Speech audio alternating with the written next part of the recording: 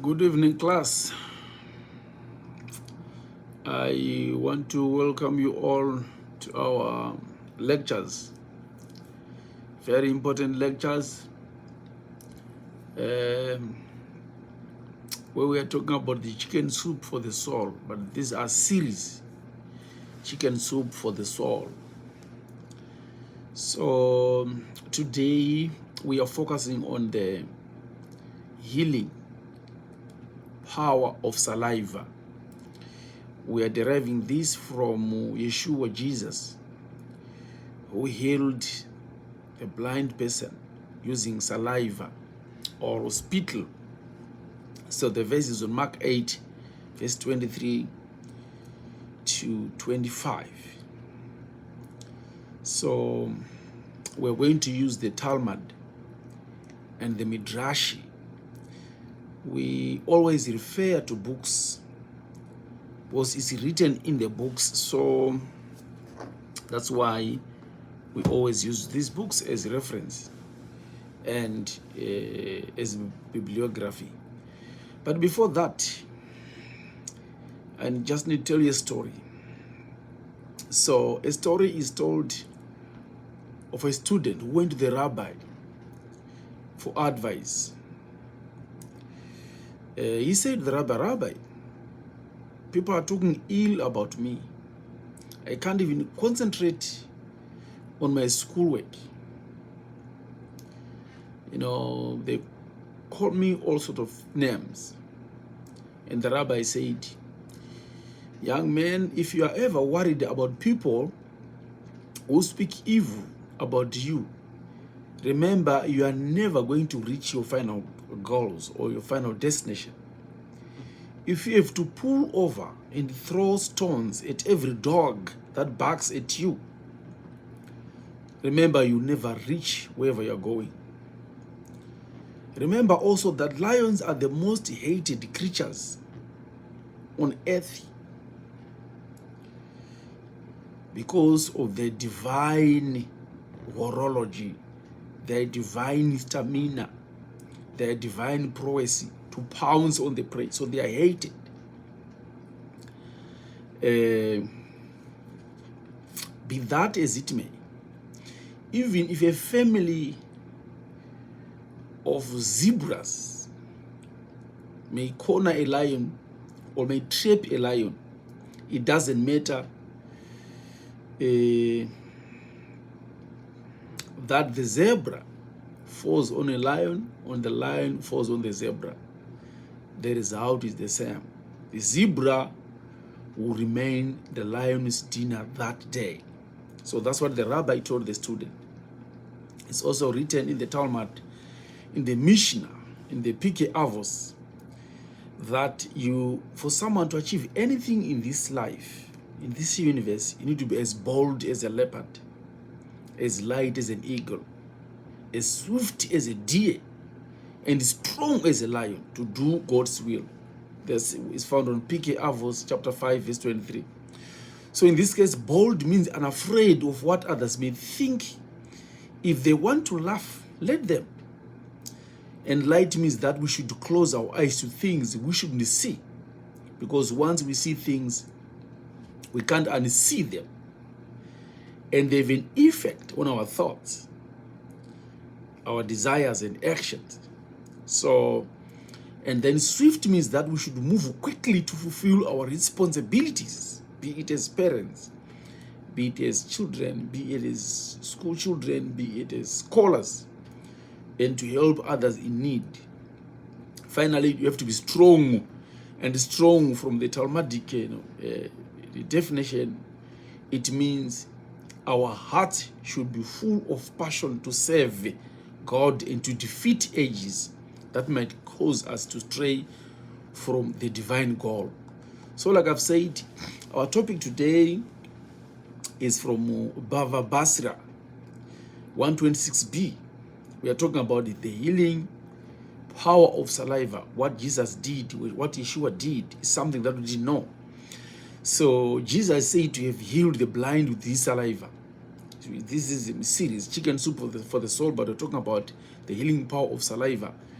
So it's told, I've said this in Mark chapter 8, verse 23 to 25. So some people came to Bethsaida. We're talking about Jesus who healed the blind person with saliva. So some people came to Bethsaida and to look for Jesus because their blind relative. So, and the blind begged Jesus to touch him. Then he took the blind man by the hand and led him outside the village. We're talking about Jesus. When he had spit on the man's eyes and put his hands on him, Jesus asked, "Do you see anything?" He looked up and said, "I see people. They look like trees, walking around." Once more, Jesus put his hands on the eyes of the man's eyes again. Then his eyes were opened. His sight was restored, and he saw everything clearly. So this shows that healthy human saliva possesses significant antimicrobial as well as healing properties. This innate ability of human saliva suggests that salivary proteins can be further used for medicinal processes. So we are seeing that what happened in the Bible. So according to the Torah, everything in the Bible, the whole, in fact, the creation of the universe, the Bible was used as the master plan, the blueprint to create the whole universe, be it a mountain, be it whatever you see in this world. Everything came from the Torah, from the Bible. So the Bible, if well read, you know, there are so many things, very miraculous things that can be found from the Bible. So we just want to look at what Jesus did, and then what research says, and what are researchers saying about it. This is what happened in the Bible. So we are not looking at the functions of human saliva. We are saying this is what Jesus did. So to secular people to use spittle to heal someone's eyes, it's not good from a secular perspective. But Jesus did that. So we need to understand, we need to study why spittle say matter. So saliva is an amazing material and one we too often take for granted without knowledge. And we say people are killed by fundamentalism or gullibilism. You know, people are, they like to know, to have that knowledge that they knew about things a long time ago. They don't want to hear new things, but knowledge is immortal.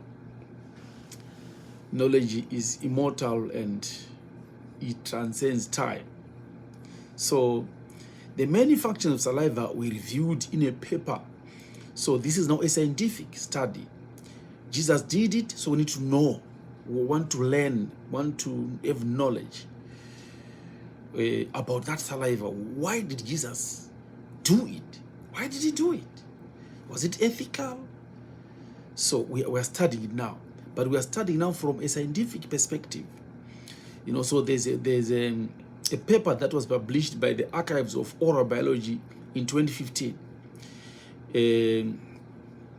So they discovered that saliva plays a critical role in healing. So was one of its main components called the alpha amylase, which appears to have a role in the breakdown of starch.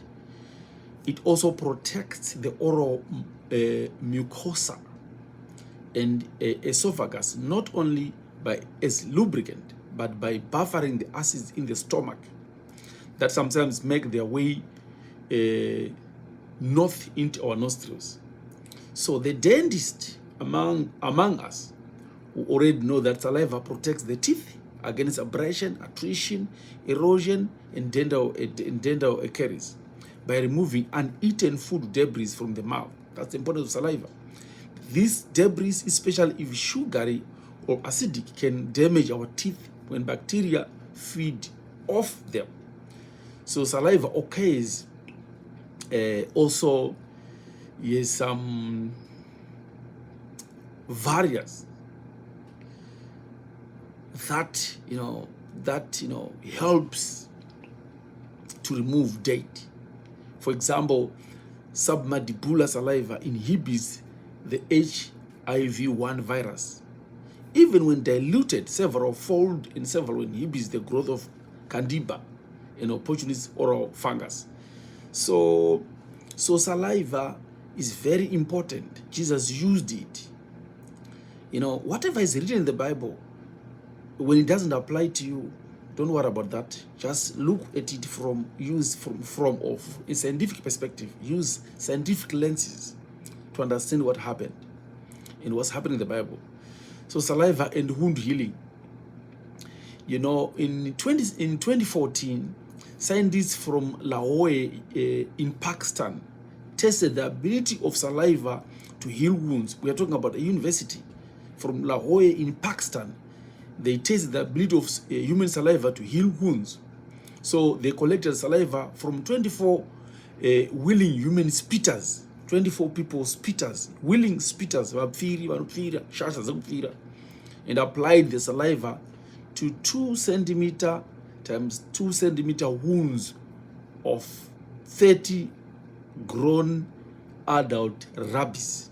So 3 rabies were controlled and received no treatment. Another 3 had standard antibiotic ointment applied to their wounds, and nothing happened.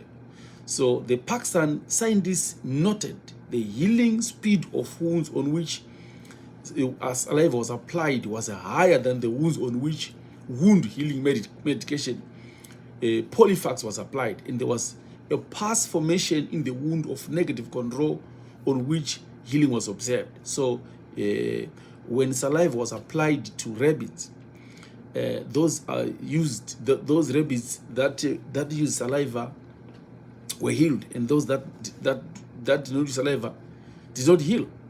So what we are saying is, from this research, from the Pakistan researchers, saliva is very, very important. You know, something that we didn't even know. That's why sometimes you see it's very difficult. If someone has a wound or some cuts within their mouth, they heal faster. They heal faster and easily. So saliva is very, very important. So let's look at the history. Now we're going to look at Vespasian and others who healed with their saliva. History is, we speak of Vespasian. Vespasian was a Roman general in Israel. So we need to know. Let's look at Vespasian and others who healed with saliva then in history. They believe that saliva can heal the eyes is not limited to today's page in the Talmud. You can find a detailed history in the 1891 paper by Frank Nicholson.